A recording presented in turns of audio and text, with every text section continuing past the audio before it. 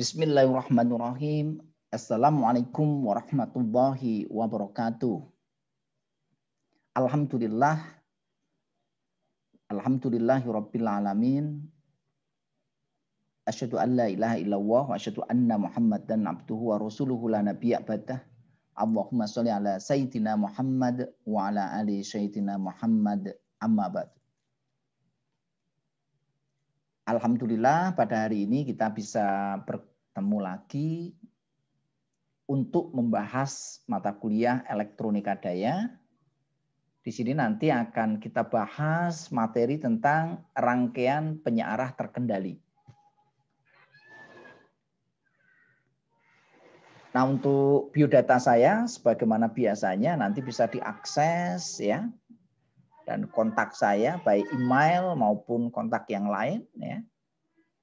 Untuk referensi tetap sama, materi elektronika daya nanti saya menggunakan buku aplikasi elektronika daya pada sistem tenaga listrik yang saya susun sendiri dan saya sudah terbitkan di UNY Press. Silahkan kalau bagi teman-teman, bagi semuanya yang ingin membaca, memperdalam masalah elektronika daya nanti bisa mendapatkan buku saya baik melalui UNY Press, melalui toko online maupun kontak langsung dengan saya. Nah, sebagai pendahuluan ya, jadi kita sudah membahas materi-materi yang berkaitan dengan elektronika daya mulai dari konsep dasar, komponen-komponen, rangkaian pemicu, rangkaian komutasi dan rangkaian penyearah daya. Nah, sekarang ini kita akan membahas tentang penyearah terkendali. Nah, hampir sama dengan rangkaian penyearah daya. Rangkaian penyearah terkendali atau dikenal dengan istilah control rectifier itu mempunyai fungsi yang sama, yaitu untuk mengubah listrik dari AC menjadi DC. Jadi di sini fungsinya untuk merubah listrik AC menjadi DC. Nah, perbedaannya dengan rangkaian penyearah daya atau power rectifier yaitu apa? Di sini ada tambahan kata terkendali, yaitu pada komponen yang digunakan dan fungsinya. Kalau pada rangkaian penyearah daya menggunakan dioda, nah pada rangkaian penyearah terkendali itu menggunakan SCR. Nah, dengan menggunakan SCR maka kita bisa mengatur tegangan keluaran. Tegangan keluaran nanti bisa kita atur ya. Mau lebih tinggi atau lebih rendah. Berbeda dengan yang menggunakan dioda itu nggak bisa diatur. Nanti berarti harus ditambahkan alat pengatur tambahan. Nah, kalau menggunakan ini bisa kita atur menggunakan sudut penyulutan dari SCR-nya. Nah, kalau rangkaian penyearah daya tadi menghasilkan tegangan DC yang konstan, kalau pada control rectifier nanti tegangan keluarannya nanti bisa diatur. Nah, gambar rangkaian ya, prinsip kerja dari rangkaian hampir mirip dengan rangkaian penyearah daya. Yaitu fungsinya adalah sebagai catu daya DC atau dikenal dengan nama sebagai power supply atau dikenal dengan nama adaptor. Atau bisa dikenal juga rangkaian charger untuk ngecas dan lain sebagainya. Nah, hampir mirip ya. Sebagai latar belakang di sini kenapa dibutuhkan control rectifier? Ya karena banyak peralatan listrik yang membutuhkan sumber listrik DC. Sedangkan sumber yang ada adalah listrik AC. Sehingga mau tidak mau ya kita harus menggunakan rangkaian penyearah. Baik penyearah daya maupun penyearah terkendali. Nah, selain itu ini juga bisa digunakan untuk kontrol arus eksitasi pada mesin sinkron. Seperti generator sinkron atau di pembangkit itu dia membutuhkan yang namanya eksitasi. Nah, eksitasi yang dibutuhkan adalah listrik DC. Oleh karena itu kalau sumbernya AC ya nanti harus disearahkan dengan menggunakan rangkaian baik penyearah biasa maupun penyearah terkendali. Bisa juga digunakan untuk catu daya DC variabel, ya. Bisa juga digunakan untuk kontrol lampu LED ataupun peralatan-peralatan elektronik lainnya. Seperti apa? HP, komputer, pesawat komunikasi, dan peralatan-peralatan yang lain. Atau bisa juga digunakan untuk catu daya DC berkualitas tinggi yang mampu menyesuaikan dengan perubahan beban dan aplikasi lainnya. Nah, kalau kita lihat ya, blok diagram rangkaiannya seperti ini. Ini untuk yang satu fase.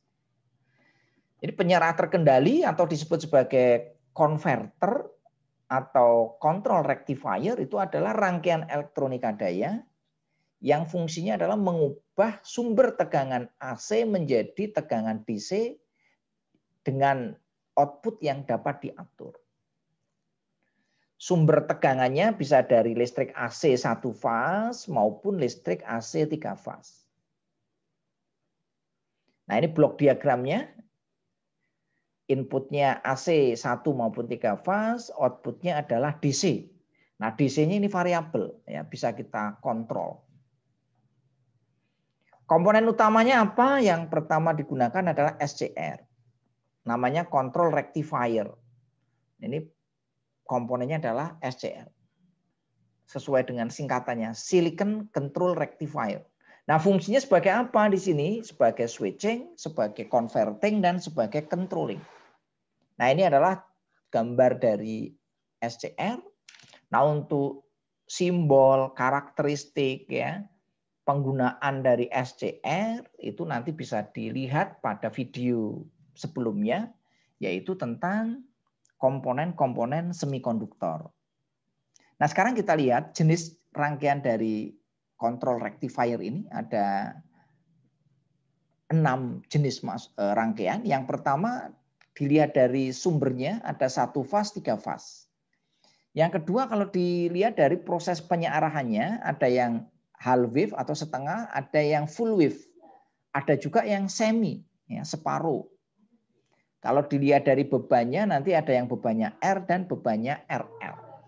Sehingga kalau kita kombinasikan nanti ada rangkaian 1 fase, ya, setengah gelombang bebannya R, 1 fase gelombang penuh bebannya R, 1 fase semi converter bebannya R. Nah, nanti juga ada beban RL, ya, ada yang lain sebagainya. Jadi ini banyak sekali kombinasinya. Nah, kita bahas satu persatu, ya. Yang pertama kita bahas tentang rangkaian penyearah terkendali setengah gelombang 1 fase. Ini kalau kita lihat rangkaiannya seperti ini. Ini sumber listrik AC, di sini ada SCR, nanti dikontrol di sini, ya, untuk sudut penyulutannya dengan menggunakan rangkaian komutasi. Ini rangkaian komutasi. Rangkaian penyulutan, ya, bukan komutasi, maaf. Nah, rangkaian penyulutan itu nanti bisa dilihat di video tentang rangkaian penyulutan. Ada berbagai macam teknik penyulutan SCR. Nah, yang paling banyak digunakan nanti menggunakan IC TCA 785. Nah, ini bebannya R di sini. Nah, kita bisa lihat di sini, ya. Ini adalah bentuk gelombang tegangan input. Ini adalah penyulutan SCR-nya. Ini bentuk gelombang output-nya, ya. Ini untuk arus bebannya dan ini untuk tegangan pada SCR-nya. Jadi nanti ini kompetensi yang harus Anda kuasai. Yang pertama ngerti konsepnya, definisi dari rangkaian control rectifier itu seperti apa, ngerti jenis-jenisnya, ngerti komponen utamanya apa, ngerti gambar rangkaiannya seperti apa, ngerti bentuk gelombang input, penyulutan maupun outputnya. Nah, berikutnya nanti Anda juga perlu tahu tentang analisisnya. Bagaimana nanti menghitung tegangan output DC, menghitung arus input DC, menghitung tegangan RMS maupun menghitung arus RMS. Ini kompetensi-kompetensi yang dibutuhkan.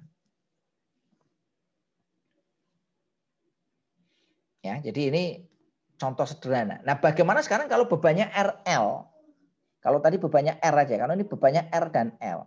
Maka kalau di sini bebannya RL, di sini ada R, maka di sini ada negatif di sini. Jadi ada komponen negatif. Jadi ini sebenarnya tidak DC murni karena dia nyimpan muatan negatif. Sehingga nanti ada ini. Nah, cara mengatasinya nanti bisa ditambahkan dioda komutasi. Ya. Jadi pada saat di sini ini penjelasannya nanti bisa dilihat ya. Kalau ada beban L, karena L itu kan menyimpan muatan, jadi pada saat dia di switch off, dia nanti akan muncul di sini tegangannya. Nah ini untuk analisisnya, ya berapa tegangan outputnya nanti bisa dihitung dengan ini. Nah ini tadi untuk mengatasi ini dengan memasang dioda komutasi. Nah ini untuk tegangan output DC-nya ya, bisa lihat. Nah ini contoh soal, nanti bisa dilihat ya.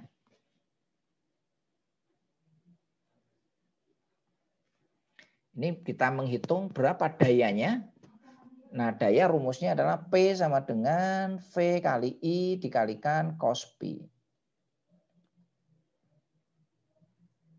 Kalau di sudut pada sudut 45 itu nanti ya tinggal dihitung aja.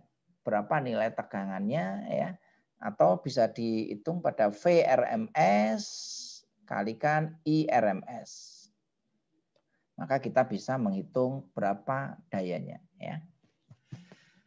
Nah, yang berikutnya kita bahas tentang kontrol rectifier satu fase gelombang penuh ya. Di sini gelombang penuh. Nah, gelombang penuh nanti ada yang pakai trafo CT maupun ada yang pakai bridge.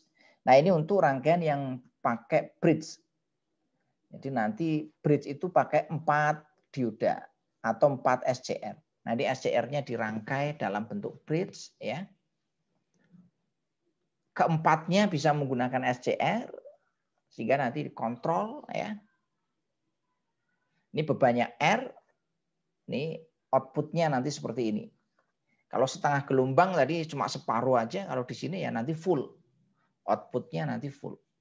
Jadi nanti di sini bisa kita lihat outputnya.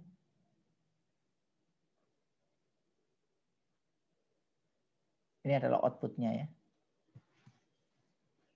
Tergantung nanti dengan sudut penyulutannya.